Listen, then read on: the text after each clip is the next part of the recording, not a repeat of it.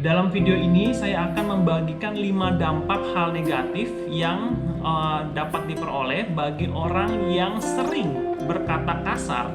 Berikut adalah 5 dampak hal negatif tersebut.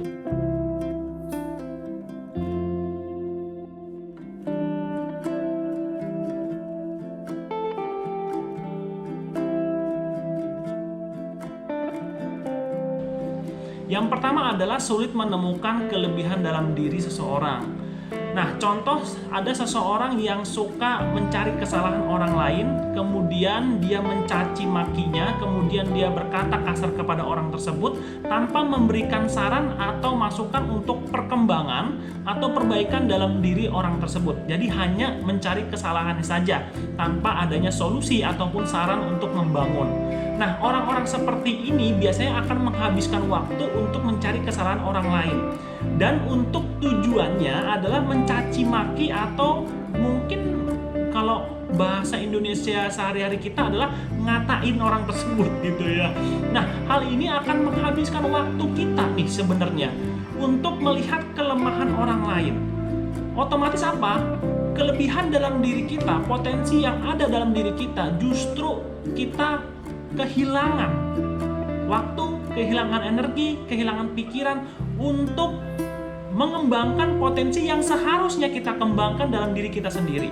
Nah, makanya dampak negatif bagi orang yang suka mencaci maki orang lain atau berkata kasar kepada orang lain, mereka akan mengawalinya dengan mencari kesalahan orang lain tersebut dulu, atau biasanya juga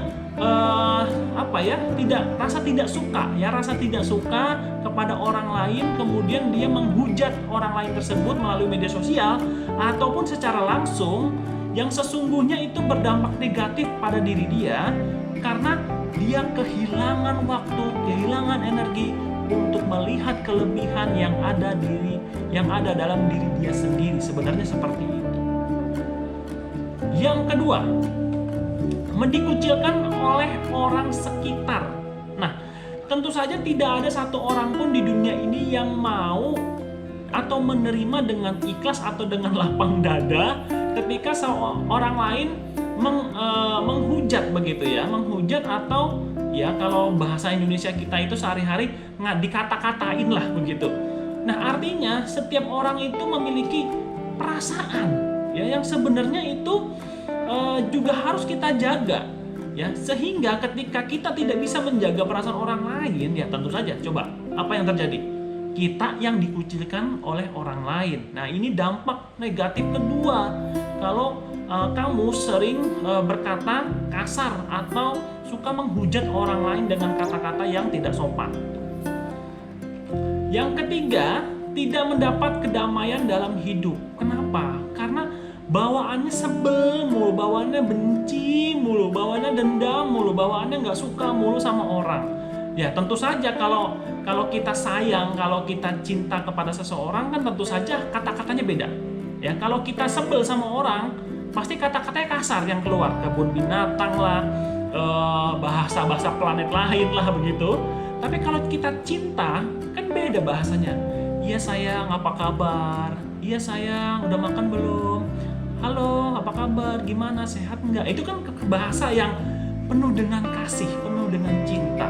Tapi bagi orang yang sudah kebiasaan, dia akan tidak mendapatkan kedamaian karena sering atau kebiasaan menghujat orang lain, berkata kasar kepada orang lain. Nah, hal inilah yang berdampak negatif pada diri dia sendiri, karena dia sendiri tidak mendapatkan kedamaian dalam hidupnya. Itu yang ketiga. Oke, yang keempat, sulit untuk mencapai kesuksesan. Kenapa sulit untuk mencapai kesuksesan?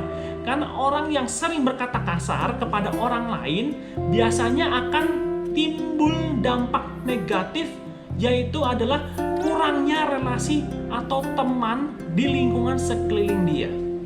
Bahkan bukan di lingkungan sekelilingnya saja, tapi bisa saja kejelekan sifat buruk tersebut tersampaikan oleh orang lain di luar lingkungan kehidupan kita sehari-hari. Contoh misalkan si A sama si B. Ya anggaplah si A sama si B ini teman dekat. Ya kalau ngomong udah Wah, udah bahasa planet Pluto lah begitu. Wah, ada nilai-nilai itulah begitu ya. Nah, kemudian ada si C yang nggak sengaja melihat percakapan antara kamu dengan si B, anggaplah seperti itu. Kemudian si C ini melihat percakapan itu dan berpikir dan menilai, waduh, ternyata seperti ini ya bahasa dia yang dia pakai, kasar banget, nggak sopan. Nah, meskipun konteksnya berbicara dengan teman dekat si B, tapi nggak sengaja orang lain mendengar atau melihat itu. Otomatis orang memiliki penilaian terhadap dirimu. Nah, inilah yang kadang orang jadi males untuk dekat sama kamu, atau males berteman sama kamu, atau menjalin relasi sama kamu. Artinya bukan di lingkungan pertemanan dekat saja, tapi bisa juga keluar dari lingkungan pertemanan yang seharusnya, ya mungkin kalau bahasa sehari-hari kasar ya, seperti itu.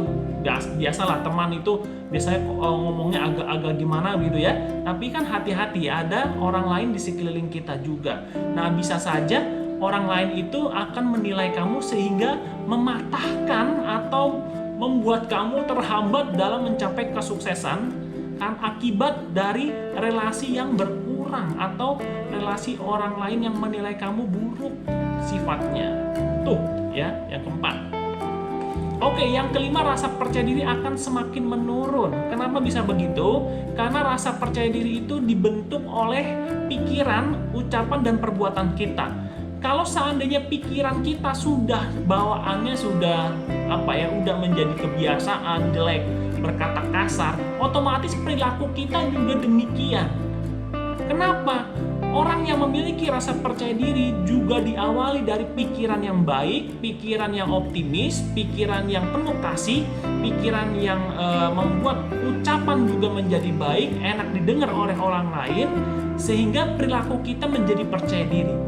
Begitu juga sebaliknya, jika kamu memiliki pikiran yang mungkin ya udah kebiasaan ya, udah kata bahasa planet Pluto begitu, hasil ucapan juga mengikuti, sehingga rasa percaya diri kamu juga menurun akibat dari ya kebanyakan menghujat orang lain, atau mungkin komunikasi ngobrolnya udah bahasa yang kasar, sehingga tidak terbiasa membentuk perilaku yang percaya diri, membentuk perilaku yang optimis dari pikiran turun ke ucapan dan turun lagi ke perilaku.